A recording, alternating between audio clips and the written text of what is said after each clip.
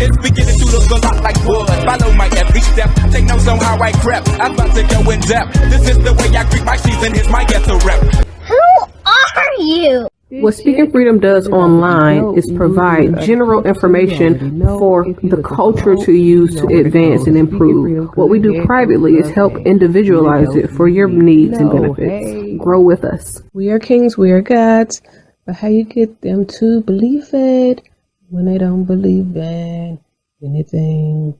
We're gonna save some lives in this lifetime. We haven't church in a while. Like God's doctor in the streets, the Holy Ghost used me to set them free. If love is the new religion, the hate is sinning, we stay winning. Just handling God's business, we ain't tripping. No bread to be dipping. Cause we're speaking freedom, giving you the answers to be free. We use the client to develop, to grow, and to bring out the best in themselves. We are simply a tool to help you learn how to make better decisions. Not just one decision, not just today, but for the rest of your life. Encouraging each person through each trial and tribulation. Work call. Yeah, man. Gotta go in here and dance, but I don't get tired. So the other day I did a video that I have yet to post, and I'll probably post it with this, but the basis of the video, and this is the reason why I'm posting this with that, is that the basis of the video is to give a narrative of how you can feel something and it needs to be interpreted through God's spirit, or it needs to be figured out as you walk it out. A lot of times we hear something from God, or we feel something within our knower and our intuition, and or we get an inkling of what's to come. And if you get that inkling outside of God's guidance and understanding, then you misinterpret what your soul is moving you towards. Because what we feel in our feelings, in our gut, is what our soul is trying to bring up into our remembrance. Now, it's the difference between feelings and emotions. Emotions is a fleeting effect of something that you feel, but your feelings is a part of your senses, like your human sensory method in order to help you navigate through life, like touch, taste, smell, sight, and hearing. Your feelings help you feel things, but your feelings have to be aligned with the Spirit of God and God's wholeness, so that your feelings aren't misled by things that you don't know, or things that you don't understand, or things that God is trying to get you to learn more about. Now, I always talk about how sometimes in life, in general, we as a whole collective of people, human beings, tend to pervert relationships that may have been meant for one thing, and then God turns them into something else. Now, this is relevant to the video that I'm going to post, because in the video, I told the story of how way before I met Mace, in my heart, or in my lustful mind, I'll say, I said that I would have asked him to marry me. Now, I am not one of those type of people that will ever propose to a man or anything like that. But I believe that the context of what I was saying versus what God was leading me to and showing me and preparing me for was two different things. Because when you commit yourself to a vision, whether it's at a church or in a marriage, When you commit yourself to a vision of a church, it's just like committing yourself to the vision of a marriage or a union. And sometimes the vision that, hold on, Xavier, can you close your door? Close your door. Sometimes, like God is connecting you to people for things that's deeper than the surface level. And marriage, or the lust of thinking you would like to be with somebody physically, intimately, romantically. And those things weren't necessarily in my mind per se, but the feeling of what I said had a different and underlining understanding within my soul than what my mind could conceptualize at the time. And sometimes our minds can't think beyond what we know to be true, or the connections that we are familiar with, or how we connect and relate to people, until we experience things outside of what we know to be true. So at the time when I was 16, 17, and I was thinking, oh man, I would marry this man that I don't know, that I've never seen before in person. That was based on my understanding of the different levels of commitment. I didn't know about how God can give a person a vision that can affect your life, that you can tap into because it's a part of your bigger picture vision. Now, when I say that, I mean, okay, so the church that I signed up to be a part of was Saving a Nation Endangered. And although I am not a part of that church anymore, and I believe that that particular name dissolved and became El Elyon, a part of what I am called on earth to do is to save a nation endangered. I'm married to that vision, and I have another post and or something that I've written out that said, when you take on to that vision, even if you part ways, because the goal of God is not to accumulate people in a building or a church and inside of a building. The goal of the people of God, the reason why you have leaders, is so that they can train you, so that you can go out and do what God would have called you to do. Like Jesus trained the disciples, and then the disciples' mission, regardless if Jesus lived or died, their overall mission was going to be to go out and preach to other people. That was the Great Commission. That was the many are called, but few are chosen. The work is great, but the laborers are few. And that is saying that it's a lot to do in this world, but the people that will actually do it with the intention that God has set for them within their soul are very few. So going back to, a lot of times we pervert relationships, and I've said this for many, many years. Sometimes God can put people in our lives for a particular reason. And if we are not if we have not gained that type of understanding, again, if we are not exposed to having relationships outside of sexual relationship, if we're not exposed to meeting people and having bonds that are centered around Christ, or centered around growth, or centered around development, or centered around helping build people together, not necessarily based on business, because relationships based on business will crumble and tumble when that business is no longer what the expectations of it was supposed to be. It's almost like marriage. Marriages can sometimes crumble when the immediate expectations are not met, versus when you learn, grow, and understand what God wants from you within that union or marriage. So to give perspective about my understanding now on what I said when I said I would have asked him to marry me, versus the experience that I had, which was what was meant to be.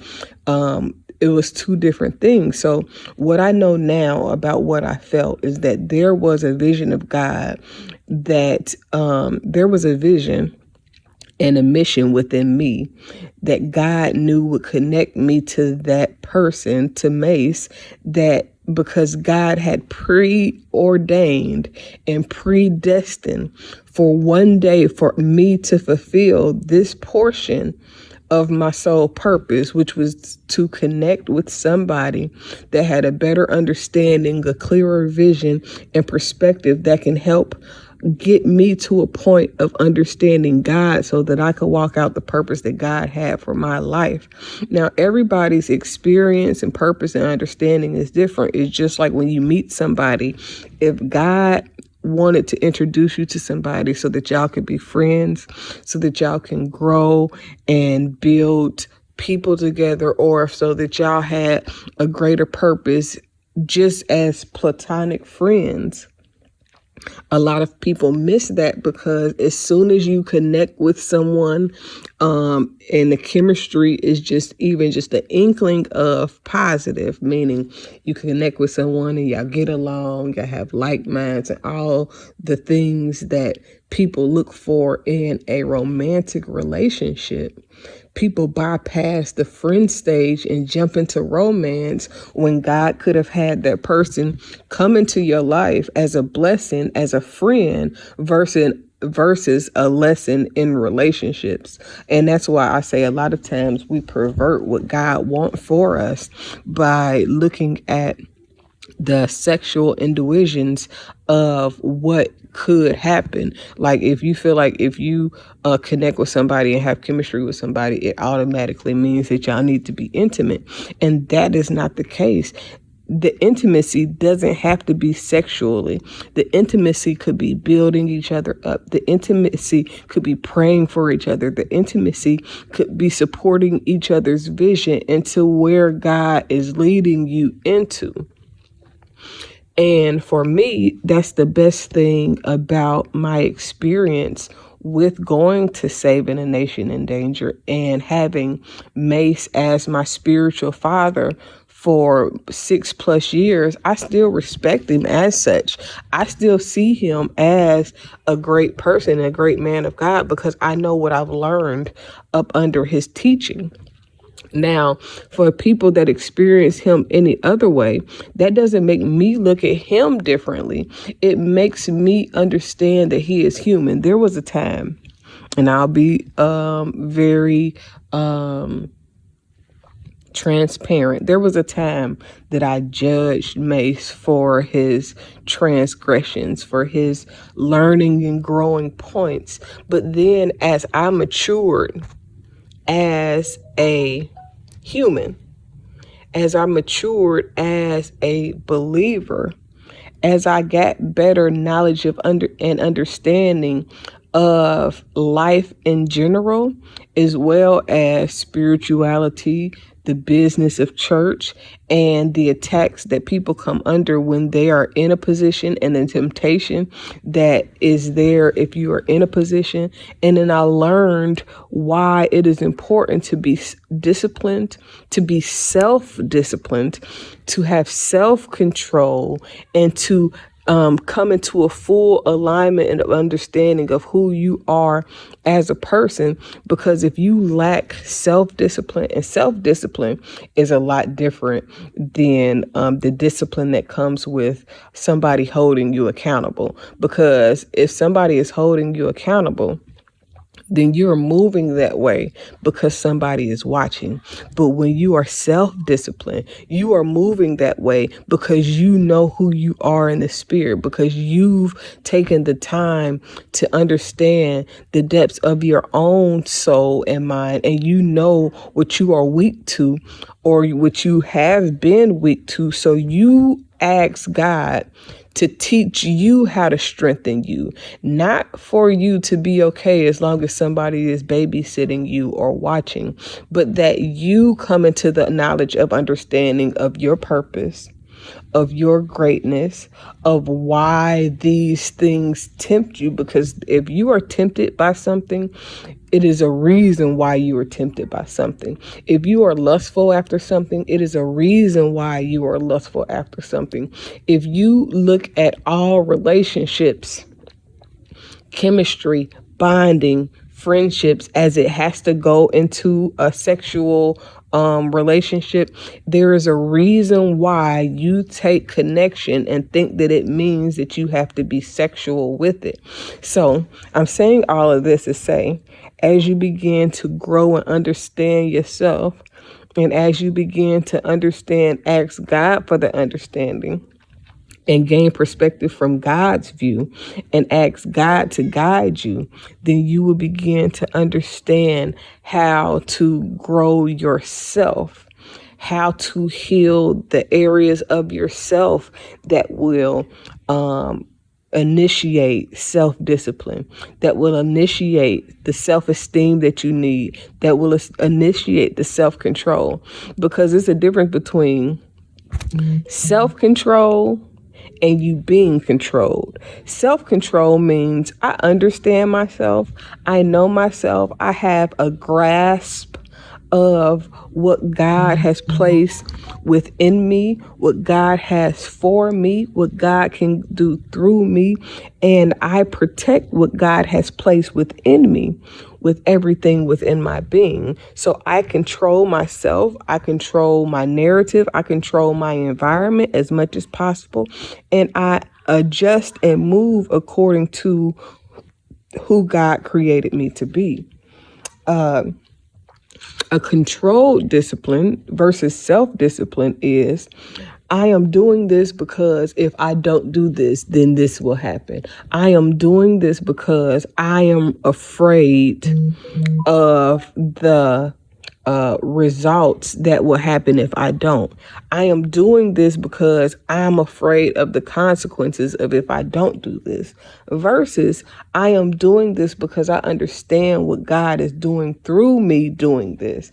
I am doing this because I love myself enough to know that anything else would not be for the best interest of me, not in the best interest of me because of the results that are going to come, but towards what God is calling me to do and calling me to be, and what God has prepared for me to do along this path and journey of this thing called life, where we're all learning, growing, and experiencing life for the first time.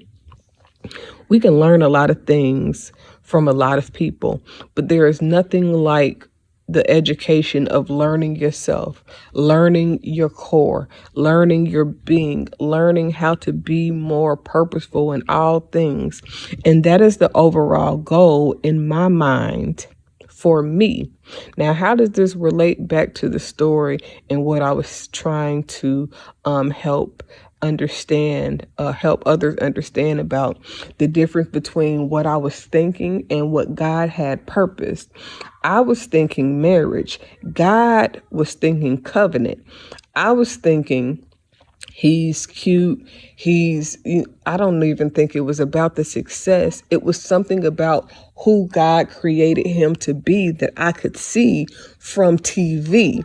It doesn't matter the medium in which God introduces you to a person, but sometimes God will introduce you to a person or the idea or the thought so that later on down the line, when something happens, you know how to navigate the divine presence and alignment of what's going on. So although in my 16, 17-year-old mind, I was thinking marriage, as in a relationship, God was thinking covenant as in a partnership in ministry, in a partnership in building the kingdom, and a partnership in learning and growing up under a person that can help me navigate what God needs for me in the future, to help, I don't want to say congregate, because it's not about congregating people together as much as it is about awakening souls and congregating the spiritual atmosphere of God's presence around the world. Not just people I know, but people that can be reached through the things that I've said and taught and the things that I will teach, that people will carry along in their speech and in their mannerisms and in their thinking and what they help other people to do and accomplish and being. So sometimes the whole purpose of this is to say, sometimes we misinterpret what God is trying to do to us, through us, and with us, especially in regards in connecting to other people, because we haven't been introduced to wholesome relationships outside of sexual relationships. Like, we should be, a lot of people think that you can't be friends with an ex, or you can't have friends of the opposite sex, when the reality is we have to learn how to communicate with people outside of sexual desire. We have to learn and be exposed to relationships that are platonic, that are ministry based, that are God based, that have nothing to do with sexual desire. And I was going to try to stop the video there, but I feel like I need to make sure that you understand what I'm saying a little bit deeper, because, example, last night we were on the set of a movie that my son is playing a part in. And while being on the set, I was playing a little game on my phone as we waited, set life. And while I was sitting there playing, it was like it hit me that I had seen this, I had felt this feeling before, and I had deja vu. And I was like, man, I had a dream about this. It's something about this church or something about this atmosphere that I've had a dream about. And I looked up in my phone, because I write down and I write out all of my dreams, so that if something happens that I've seen in a dream, I can bring it back to my remembrance to know that this is something that I've seen and this is a place that I am meant to be. And I seen it. I've looked up the dream and I found it, and it was like, wow, like, this is crazy. But in the dream, the narrative was a little bit different, but yet it was still the same. This is the same way with me joining a church and being a part of the covenant of a vision of a ministry, is a narrative that's different from marriage, but the overall grasp of what it means to connect and join into a ministry is the same as the covenant that is connected and grown through the covenant of marriage. So I want you to know and understand that sometimes God places things on your heart that you have to go back and take to God to understand what God meant for you, or what God meant when he gave that, when he laid that on your heart, or what your soul is trying to expose that God implanted in you as the vision in which you were supposed to carry out through your time here on earth. So if God planted something within you, if you're in your soul contract to come to earth, your course, God knew you before you were in your mother's womb. He had a life plan for you, thoughts to prosper you, to nothing of evil, all good things. If God knew all of these things before you were born, then that means when you came to earth, you came here with something within your soul that you were supposed to carry out based on what God knew about you before you was born. And it is your job here on earth to begin to awaken, uncover, and dissect what's within your soul. And that sometimes includes healing, childhood trauma, so that you can begin to patch up, stitch up, sew up, and remend the things that childhood trauma and life experiences might have torn apart, might have hurt you in such a way to where you regressed in areas that you were supposed to progress in. So if you begin to heal those things, you'll begin to see things the way God planned for you to see them. You'll be able to see what God had for you when you, before you were formed in your mother's womb. But you have to heal in order to tap into your purpose. You have to address things in order to tap into your purpose. And it's not a regurgitated, somebody told me this, so I'm repeating this because that's what somebody told me I should do. It's like how people regurgitate and repeat the Bible, but they don't take the time to ask God to align their souls with their minds so their feelings, their heart, and their body can be aligned to carry out what God has purpose for your life by design. And these things are things that we have to wake up to within our soul, that our soul can be feeling something, a deep connection with the person that's beyond understanding at the moment, but it's for us to take that feeling, to take that, I feel something within my soul that's telling me that I'm supposed to be connected with the person, and take that to God so God can stop you from sleeping with somebody that he has purposed you to ministry with. And when I say purpose you to ministry with, purpose you to carry out God's vision and purpose for your life in a non-sexual way in which you guys are supposed to walk together.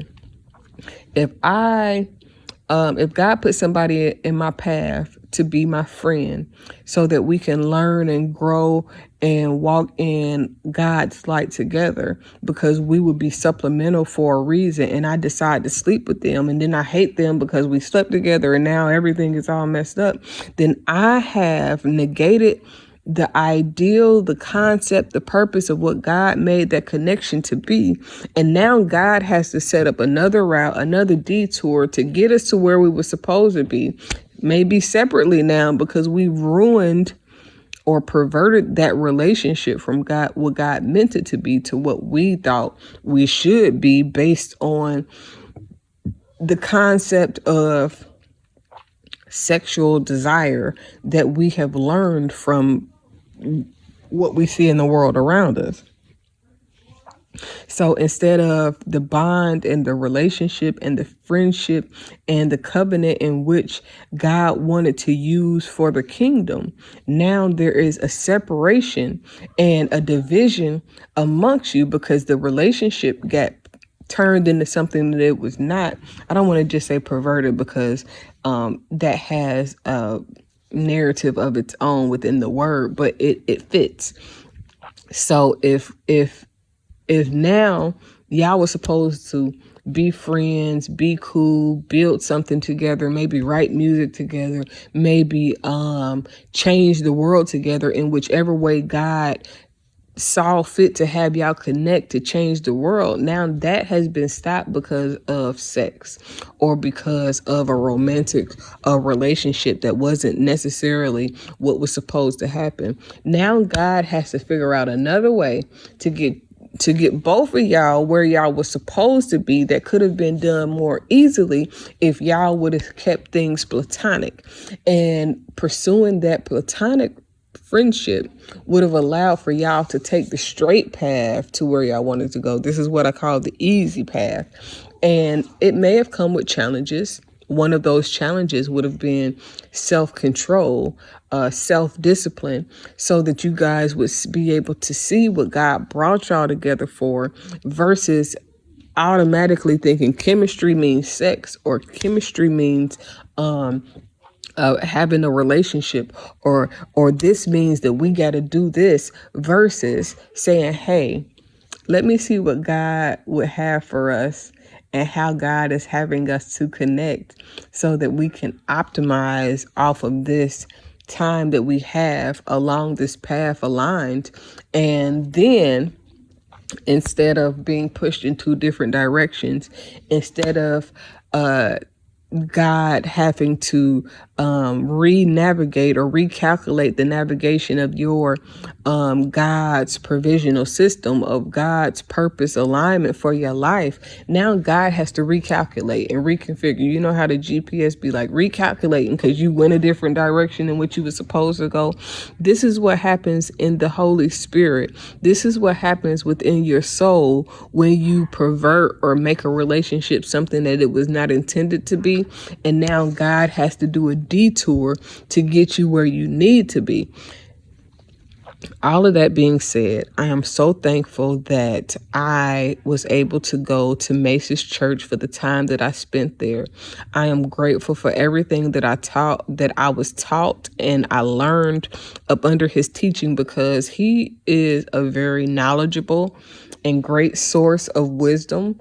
Anything that I felt was wrong or like I felt that didn't go right, I began to understand as a human, as I got older, that he is a human, and that there are certain things that until we begin to develop within ourselves, that we will be susceptible to. So with him being a human being and me seeking God's knowledge and understanding and really praying for him even after I left the church, I was able to see the things that made him human, and that makes all pastors human. Just because you become a pastor or because you are a person of God and you're trying to walk out your faith through Christ, does not mean that you will not be tempted, does not mean that if you haven't learned and built up and understood yourself to build up the self-control, that you will not lose focus or that you will not be distracted. Actually, when you become a man of the cloth and you begin to teach and help people, you are under more of an attack, because now two things. Everything that you haven't dealt with within becomes a whirlwind, and it becomes something that you have to deal with, or you're going to muffle down and it's like shaking up a soda can. And then as that pressure begins to build, it explodes. But if you take your time, tap the top, and you understand what God had in mind, then you are able to control yourself. You are able to it's not restraining yourself when you begin to develop yourself, when you begin to understand yourself, and you begin to understand what makes you feel weak to this thing, or what makes you more vulnerable to that thing, versus when you begin to become whole, when you begin to learn yourself, when you begin to learn what shaped you, then you can learn how to perfect who you are as a person, as this human vessel, but more so within the soul of who God created you to be. So when God lays something on your heart, or you feel something within your soul, take everything back to God so God can show you what he meant for you versus what you think it is based on what you've been exposed to. God has more for you. I decided long ago never to walk in anyone's shadow. If I succeed, at least I live what I believe. No matter what they take from me, they can't take away my dignity. Because the greatest love of all inside of me is sexuality. Thank you for joining Speaking Freedom as we continue to assist you with your daily growth and intuitive wisdom. Loving is a lifestyle and we love to love. Inspiration is how we fuel faith. Please join us daily for your inspiration and motivation. We have the entire world to offer you at your fingertips. Your life enhancement coaching specialist. Thank you for choosing us to assist you in accomplishing your personal and professional goals. And have a beautiful day. In love, we trust. This is brought to you by Good Head Group, Love Gang, and Speaking Freedom. We thank God for you, and we love you.